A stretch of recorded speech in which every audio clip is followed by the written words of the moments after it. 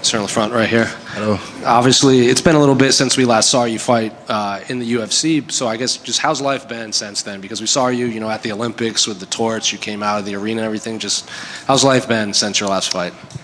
My life was exactly the same like every year. Just without a fight. I go to the gym, training, family, simplicity like. You were obviously supposed to fight in October before this fight got bumped to December. Did you prefer that date in Abu Dhabi, or do you like the fact that you're fighting in Las Vegas at the end of the year? There are less taxes in Abu Dhabi, so yeah, unfortunately. And less jet lag also, but yeah, anyway, that's cool. Vegas, I like it, and that's okay. Volkov was in here earlier, and obviously since you beat him last time, you guys have both kept winning, and he said at this point it just made sense that you guys would rematch possibly for this number one contender. But were you surprised that they presented you with Volkov, considering how dominantly you beat him the last time? No, that's not a surprise. This fight makes sense. Like it just above me, so that's completely normal. And in front of me, there are Jones, Tom. I don't know exactly what's gonna happen. So yeah, this makes sense. Do you view this as a number one contender fight for the heavyweight title? If I am, do you think it is? Est-ce que tu vois ça comme étant le match qualificatif? Like a semi-final, yeah, a little bit. Yes, of course. Yeah, that's true. Volkov said that he viewed this as round 6, 7, 8 because you guys have already fought 5 rounds before. Do you view that similarly, or is this just an entirely new fight for you? Je suis pas sûr. Volkov lui voit ça comme une continuité de votre combat. Donc c'est le round 6. Ah, that's nice. That's nice.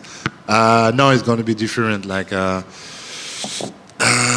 It's completely different because this time it will be in 3 rounds. The last time it was 5. The cage is different, so no, it will be different. Do you see, since your last fight, any major changes that he's undergone? Because like he said, he's training with more heavyweights now, and he's doing a lot more grappling to prepare for these bigger guys. So do you see anything different from then to now? I don't know. I didn't see anything special when I saw his last fight. I saw exactly, not exactly, because he's still already in a high-level striking. I saw this same guy, yeah. And then just last one for me, he was also in here and he said that he thought Tom Aspinall was more deserving to be the heavyweight champion than Jon Jones, considering Jon doesn't really have interest in fighting Tom. I'm curious who you view as the rightful heavyweight champion of the world. Il a l'impression que pour lui, Tom Aspinall est le légitime. Légitime par rapport. Est-ce que tu vois qui, toi, comme légitime? At this day, Jones is the champion, Tom interim champion. This is it. Ciryl, do you feel like because everyone in your division seems to be just talking about Jon and Tom, that you were being unfairly forgotten as one of the best in the world at your weight? Est-ce que tu as l'impression que, comme tout le monde parle de Jones et de Tom, qu'on a oublié que tu es l'un des... Yeah, that's okay. I'm okay with this situation. You see, for the moment, I'm just focused on Volkov, and after, we're going to talk maybe if I win this Saturday, me, Tom, what's going to happen. But for the moment, I got no ego. I don't. Yeah, I understand you don't want to talk about it. Do you believe that maybe outside of Jon Jones, you versus Tom is probably the biggest fight in this division? Yeah, probably. Yeah, probably. You mentioned that this fight with Volkov is going to be different than the first one. Is that mainly because of the round differences, or are you planning to approach him in a different style this way? Au-delà des rounds qui seront différents sur ce nouveau combat, est-ce que tu vois autre chose qui va être différent? For the moment, no. No, not really. Not big difference. Ciryl, the Paris arenas were packed with fans from the first fight. In America, most fans don't enter the arena until the main card. What do you think is the difference between American MMA fans and European MMA fans? Les fans arrivent très tôt en début de combat en France, alors qu'ici, les fans n'arrivent pas tant que c'est pas la même carte. Qu'est-ce qui fait cette différence, à ton avis? That's a great question. I don't know. I don't have a good answer. Maybe because there are really more events there, probably. Like in France, it's just one time. This is new, so the people are really... Gotcha. And one more from me. French MMA has been on the rise the last couple years. You've been the face of it. Could you tell me the name of a couple of prospects from MMA Factory that you think will do well in the UFC very soon? Tu as été la face du MMA français pendant longtemps. Est-ce que tu peux lui citer quelques noms des... Non, je voulais que tu cites justement. Oh, moi Yeah, Abou Younusov, yeah, Abu Yunusov. Paulin Béguet, Yeah, put on the game, my sparring partner also.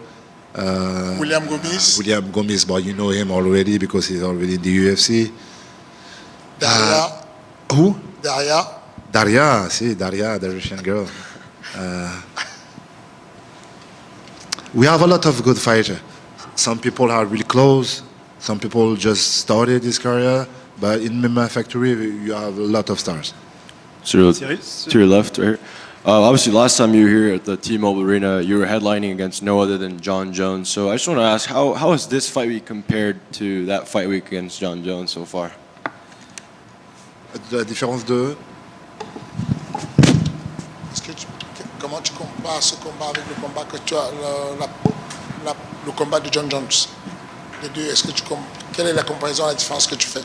That's completely different. Yeah, completely different. That's not for the title shot. It will be in 3 rounds. No, it's completely different. It's completely different. Like, L'ambiance. yeah, the crowd it will be probably different. But Et toi, comment tu vis la différence, toi? Sur la préparation, la fight week? so you had the question during my camp, like my mindset. Oh, just how different is this week compared to... Everything is different. Like, just it will be in the T-Mobile Arena. That is the same thing, but everything is different. Awesome. And when part of your layoff, you were actually shooting for the new Netflix show that just came out, The Cage. So I want to ask, how was that process like, and is this something you want to do more going forward? Il dit que tu as tourné récemment le film La Cage et que c'est sur Netflix. Est-ce que tu comptes en faire plus? Est-ce que c'est quelque chose que tu as juste fait comme ça au passage? It was a great experience. First experience. It was really cool to do that. So if you have any proposition, yeah, why not? And I don't know like the statistics behind the show, but it seemed like it was doing well. It was on the top 10s for a while. So have you heard anything of them trying to bring the show back or something like that for another season? Il parle de La Cage sur Netflix. Ouais.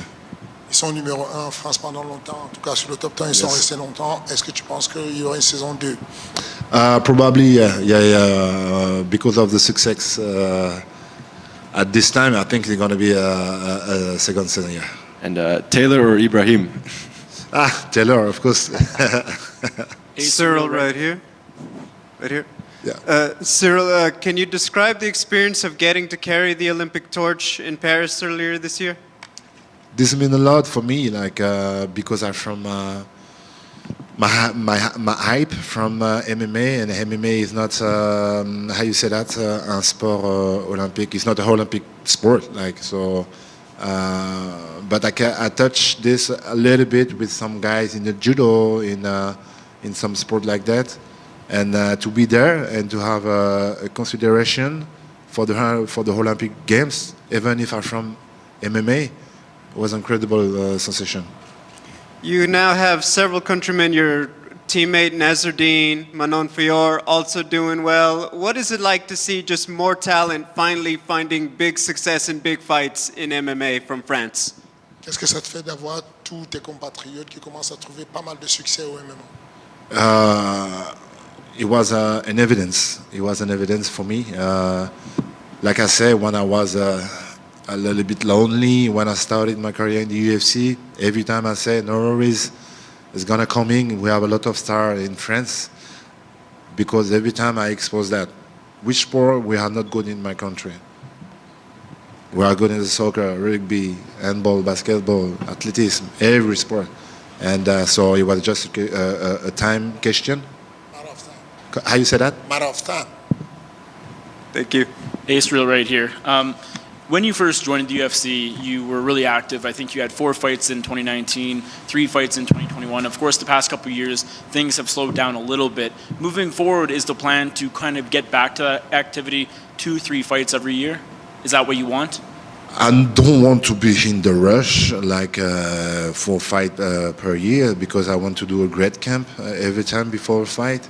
Like, because I learned a little bit, but it was a beautiful proposition. But the fight against Jones, unfortunately, it was a little bit short. So I prefer to have time to prepare the fight. So if I got 2, maybe 3 per year, why not? As a top contender in this division, do you have a personal preference of what Jon Jones does next? Do you care whether he sticks around and fights Aspinall, or would you be just as fine to see him walk away from the sport and retire? If you want to talk about entertainment, why not with Alex Pereira? Yeah, it will be a great fight, yeah. Est-ce que tu es concerné par le fait que Jon Jones reste ou qu'il prenne la retraite? Est-ce que ça change quelque chose pour toi? Oh no! This doesn't change anything for me. Like I just want to be. I don't have this question on my head. Like if I need or not to have my revenge against him. No, that's like that. Unfortunately, no. I'm focused on me to be the best of the division. That's just my target. Ciryl, comment t'as fait pour te t'as fait pour te motiver pour ce combat? Je t'ai pas dit tout à l'heure. Attends, viens on discute. Ah oui, on est noyé dans le truc. Comment est-ce que tu as fait pour te motiver pour ce combat-là? Parce que tu l'as déjà battu en 5 rounds, tu le connais. C'est des combats, en plus, il était disputé, même si tu as gagné clairement, c'était quand même un peu chiant, etc. Comment tu fais pour psychologiquement te motiver pour ce combat-là? Non, très facile à se motiver. La sensation que j'ai eue, c'est revanche, et c'est la première fois de ma vie que je fais une revanche, tout sport de combat confondu. Et donc au début, ça m'a pas excité comme un combat, comme un nouvel opposant, tu vois. Et donc du coup, c'était juste ça. Mais à partir du moment où je suis rentré dans mon camp d'entraînement, et puis surtout, ça fait sens. Il est juste collé à moi, derrière moi, donc il n'y a pas de... Mais non, j'ai pris ce camp d'entraînement très sérieusement et vraiment avec plaisir. On a passé beaucoup de temps à préparer ce combat-là. En plus, il a été repoussé. Donc non, très facile à préparer. Enfin, en tout cas, de rentrer dedans, quoi, très facile. Est-ce qu'il y a une partie de toi qui veut, même si c'est 3 rounds, donc qu'il est quand même assez durable, est-ce qu'il y a une partie de toi qui te dit, bon, soit tu veux essayer de montrer de nouveaux trucs, c'est-à-dire de fermer un petit peu les bouches de tout le monde et peut-être le mettre au sol ou quoi que ce soit, ou de le finir à tout prix, ou est-ce que tu es en mode, ça sert à rien de prendre des risques inconsidérés, juste le dominer? Non, j'ai déjà emmené des mecs au sol. On sait très bien que je prends plus de plaisir debout. Mais quand il y a des opportunités, je les tente, même si ça aboutit pas. Je sais que sur le premier combat, j'ai eu des timings. C'était pas les meilleurs. J'ai senti qu'il était solide et que j'allais dépenser de l'énergie. C'était du synchrone. Là, si j'ai encore un bon timing, comme j'ai déjà pu avoir avec lui, peut-être que je l'emmènerai au sol. J'ai déjà emmené des gars au sol, Francis, Jairzinho. Je suis pas dans l'optique de dire faut que je prouve des choses aux gens, faut que je montre que je suis emmené au sol parce que ou bien faire non. Moi, je suis concentré sur le fait que je veux gagner mon combat et j'aimerais le gagner avec la manière, que ce soit debout ou au sol. J'aimerais terminer le combat avant la fin. Et dernière question, là pour les années qui viennent, est-ce que tu as un plan un peu de ce que tu veux faire, ou est-ce que tu prends les combats un par un et tu vois ce qui se passe, parce que forcément le paysage il change tout le temps? Comment est-ce que tu vois les prochains combats et genre 2025? Non, alors moi, tu sais, j'ai toujours marché un peu main dans la main avec l'UFC. On a toujours fait confiance au process, aux propositions de l'UFC. Nous, on écoute l'UFC vraiment. Quand il y a une proposition, on en discute. Et quand il n'y a pas de proposition, on discute de rien du tout, quoi. Pour répondre aux polémiques, que j'avais refusé un tel. Non, nous on discute avec l'UFC, on ne discute pas avec Twitter, les réseaux. Ça t'a saoulé un peu, ça, ou pas? Bien sûr que ça m'a saoulé, mais bon, après, si ça avait vraiment saoulé, j'aurais pris le créneau et je serais monté au créneau, je veux dire, sur les réseaux. Mais j'ai rien à prouver aux gens. S'ils veulent des vraies infos, ils vont poser des questions aux bonnes personnes. Ils vont poser des questions à l'UFC, et l'UFC donnera la réponse que je suis en train de te donner. Je refuse absolument personne. La seule fois